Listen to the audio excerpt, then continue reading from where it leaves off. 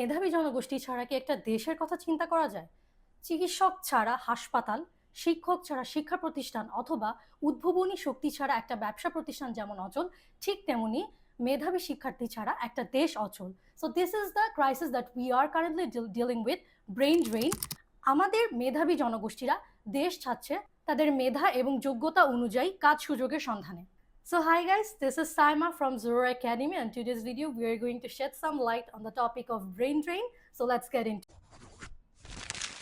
World ব্যাংকের 2021 সালের statistics একটা কনসার্নিং পিকচার পোট্রে করতেছে, যেখানে দেখা যাচ্ছে যে বাংলাদেশের অবস্থান হচ্ছে 31তম 173টা কান্ট্রির মধ্যে। These places us in the top 20% of nations most affected by brain drain. But what does it really mean?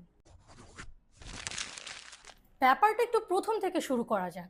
প্রতি বছর 10 থেকে 20 লক্ষ স্টুডেন্টস এইচএসসি পরীক্ষার জন্য বসে, কিন্তু আমাদের ইউনিভার্সিটিগুলোতে আনফর্চুনেটলি এত স্টুডেন্ট অ্যাকোমোডেট করার মতো সাফিসিয়েন্ট সিট থাকে না।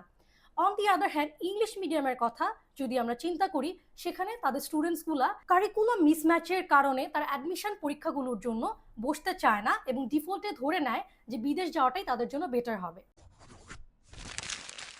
আপনার ভাগ্য যদি ভালো থাকে তাহলে আপনার অ্যাডমিশন বাংলাদেশের কোনো ইউনিভার্সিটিতে তো হয়ে যাবে, কিন্তু এখানে আপনার স্ট্রাগল কিন্তু শেষ না, বরং এখানে কিন্তু আপনার স্ট্রাগলের শুরু।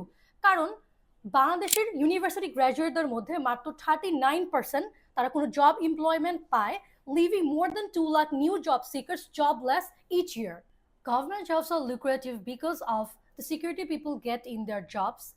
2024 সালের স্টুডেন্ট প্রোটেস্টের কারণে বাংলাদেশের রিসেন্ট কোটা রিফর্মায় বলা হচ্ছে এখন কোটা থাকবে 7%, যেখানে প্রিভিয়াসলি কোটা ছিল 56% গভর্নমেন্ট জবসে in total.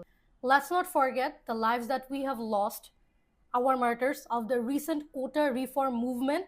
We owe a lot towards them. মেরিটকে দাম না দিলে মেরিট কেন দেশকে দাম দিবে? এত হার্ডেল পার হয়ে জব পায় কিন্তু অনেক কম সংখ্যক মানুষ, কিন্তু বিসিএস বা অন্যান্য জব প্রিপারেশনে they lose track of the skill that is needed to be ready in other job fields. এর কারণে লাখ লাখ মানুষ আনস্কিল্ড অ্যান্ড আনএমপ্লয়েড থেকে যাচ্ছে প্রতি বছর। আমাদের ইন্টার এডুকেশন সিস্টেমের মধ্যে প্রাইমারি থেকে সেকেন্ডারি লেভেল পর্যন্ত স্টুডেন্টদের মধ্যে বা স্টুডেন্টদের যে কারিকুলাম আছে সেখানে এখন অনেক বেশি রিফর্ম চলে এসেছে এবং তাদের প্র্যাকটিক্যাল যে স্কিলসগুলো আছে সেটার উপর অনেক বেশি ফোকাস করা হচ্ছে। But on the other hand, university লেভেলে কিন্তু এখনও তাদের ইভ্যালুয়েশনটা হয় বেসড অন দেয়ার গ্রেডস, অর্থাৎ প্র্যাকটিক্যাল স্কিলসের উপর এখনও কিন্তু অনেক কম ফোকাস করা হচ্ছে। Lack of industry academic collaboration and research opportunities is isolating students from the job market. Faculties এবং স্টুডেন্টদেরকে দিনের পর দিন অপেক্ষা করতে হচ্ছে to develop research funds to finance their passion. এবং দেখা যাচ্ছে প্রাইভেট এবং পাবলিক ইউনিভার্সিটিগুলোর ক্ষেত্রে Bangladesh spends less than 1% in total in research funding, which is also worrisome. Traditionally এখনও ওয়ার্ল্ড ওয়াইডের অনেক মানুষজন মনে করে যে স্ট্যাম নিয়ে পড়াশোনা করলে অ্যাটলিস্ট কিছু না হলেও তারা একটা ভালো চাকরি করতে পারবে।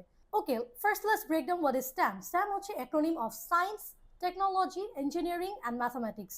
এবং ওল্ড স্কুল থিঙ্কিংয়ের মানুষরা এটাই মনে করে যে স্ট্যাম নিয়ে পড়াশোনা করলেই অ্যাটলিস্ট তাদের ফিউচারটা সিকিওর হবে। বাট স্যাডলি এরকম কোনো গ্যারান্টি বাংলাদেশের স্টুডেন্টসরা কিন্তু পায় না। বুয়েট, ঢাকা ইউনিভার্সিটির মতো টপ র্যাঙ্ক স্কুল থেকেও পাশ করে একটা মোটা সংখ্যার স্টুডেন্টস কিন্তু কোনো জব পাচ্ছে না। Given lack of resources, many can't find employment locally and are forced to go abroad. And tell me, can you blame them? Many skilled Bangladeshis are leaving the country.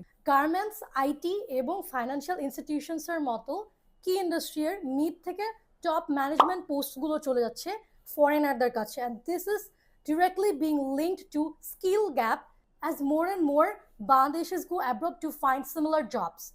এরকম problems আরও অনেক বেশি rampant হচ্ছে health care এবং IT সেক্টরগুলোতে, যেখান থেকে আমাদের যেই প্রমিসিং ইয়াং মাইন্ডরা আছে তারা ল্যাক অফ গ্রোথ অ্যান্ড অপরচুনিটিসের কারণে ফরেন জবস পার্সু করছে। To turn the tide, we must improve our education system, prioritize merit over anything in job placements, create sufficient job opportunities, and ensure a level playing field. Investing in research and industry academia collaboration is crucial. And finally, it's going to lead us into a meritocratic society. Our youth are our greatest asset. By creating an environment where they can thrive, we can transform brain drain into brain gain.